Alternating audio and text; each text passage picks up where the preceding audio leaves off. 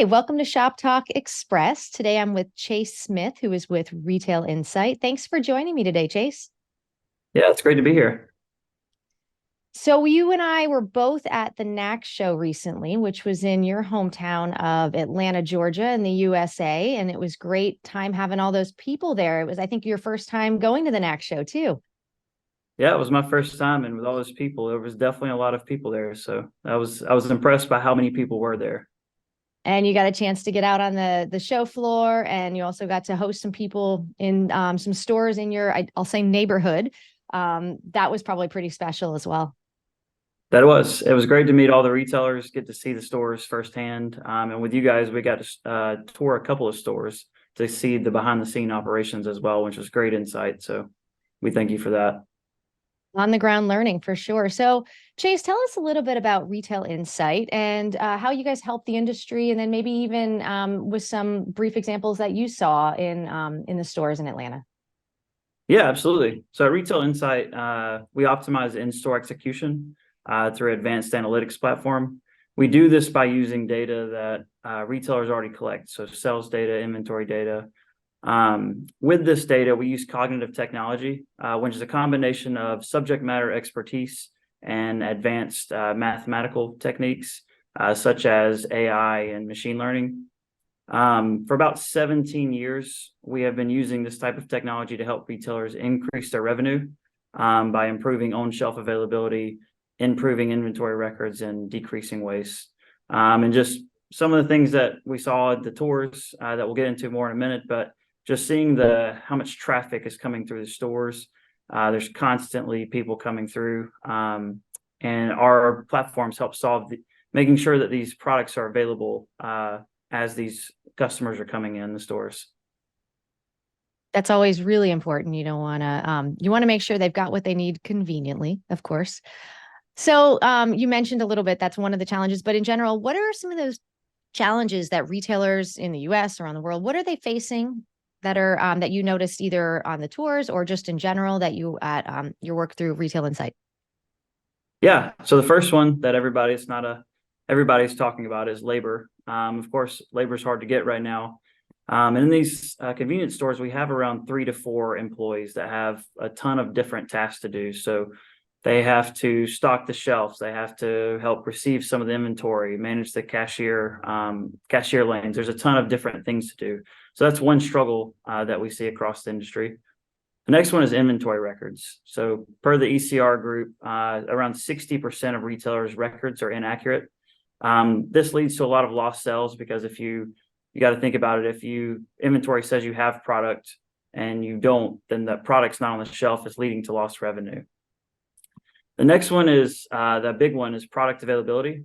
So just the customers coming into the stores and not having the products ready for them to purchase. So if you look at customers coming into stores, it takes them around 3 to 4 minutes to get in and out of the stores.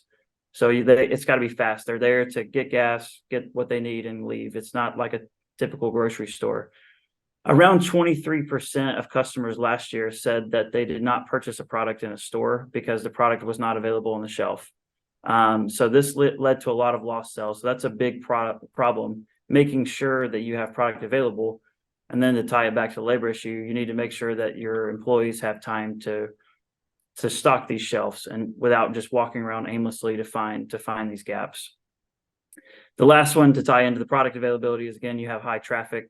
You have millions and millions of transactions per day. So these shelves are constantly turning over. So the items are constantly coming off the shelf and have to be replenished. So you got to make sure that these products are available for the customers to not only satisfy them, but also satisfy your revenue goals.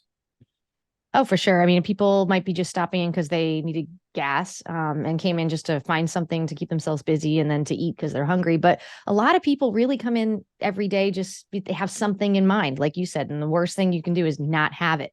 Whether it's a drink or something, their favorite energy drink or something like that, or the snack that they've been craving all day. And they said, I'm going to get that as my reward at the end of the day. And then you get there and it's not there, and it makes a somewhat bad day worse. So you want to make sure you leave with a smile on their faces too. So what are some of the solutions that you suggest to help alleviate some of these challenges?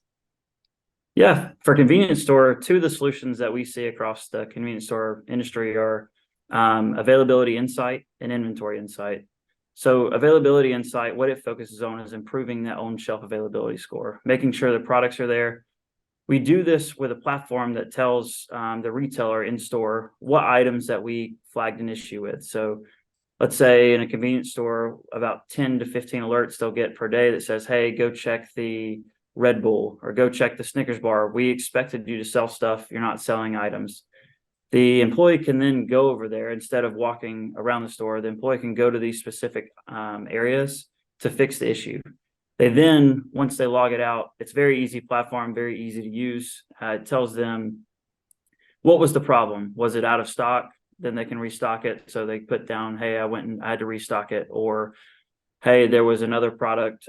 Maybe Monster was faced over the Red Bull, so no one could buy the Red Bull, or maybe the diet Red Bull was behind all the normal Red Bull.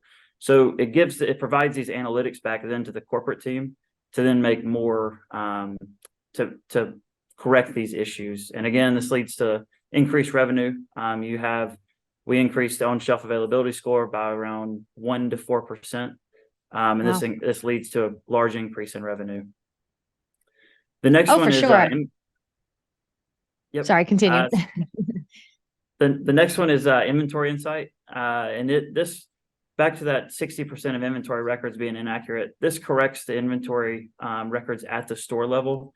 And you got to think these records have to be accurate, as most people are using automated ordering systems. So to flag an order, the inventory has to reach a certain site or certain line. So it's very important to make these accurate, and also so you have the products ready to sell. Inventory insight is actually, it's a little bit different than availability. It runs in the background without intervening with the store operations. So the store level never sees it. It actually sit there looking for incorrect inventory. And when it reaches a certain confidence level, it will automatically correct that inventory level. Then to make it a step, and again, not to say that, hey, we can start out this way. We have to set up business rules based on your business objectives, but it'll lower that amount to what we think it is. And in the background, each day it's running to optimize to get to a level of truth throughout the store that leads to an accurate inventory.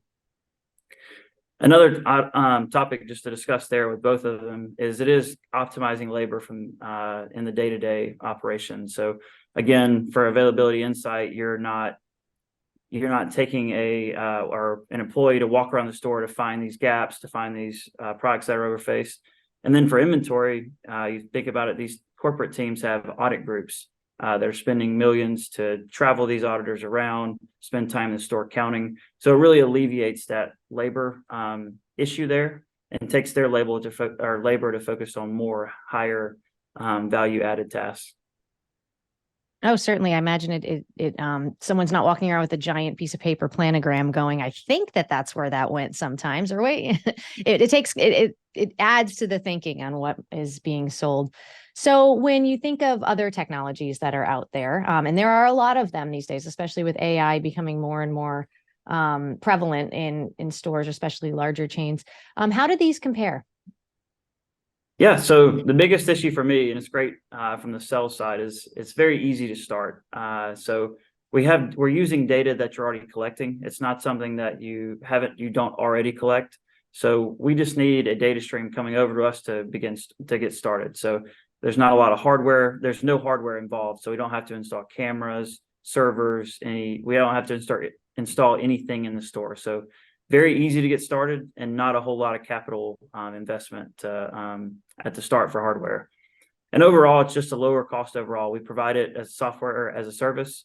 So it's compared to other solutions, it's a lower cost.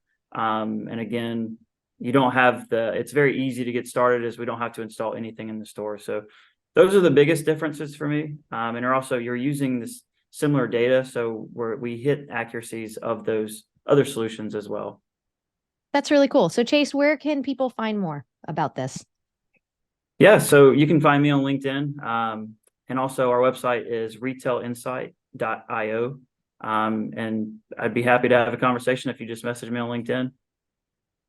Well, fantastic. Well, I appreciate you sharing that with us. I know our viewers will as well. And thank you so much for joining us today on Shop Talk Express.